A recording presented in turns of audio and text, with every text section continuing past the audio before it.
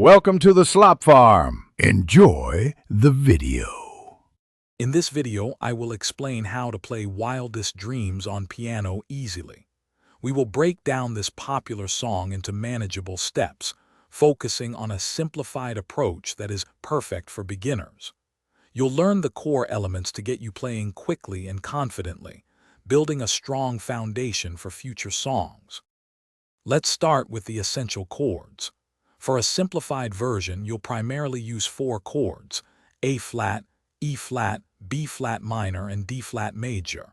For your left hand, play the root note of each chord. Your right hand will focus on the melody, so get comfortable with its position over the middle keys.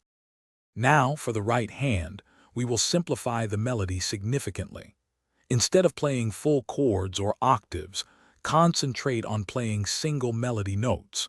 Listen closely to the song's vocal line and try to match its rhythm and phrasing. This approach makes the melody much more accessible for new players.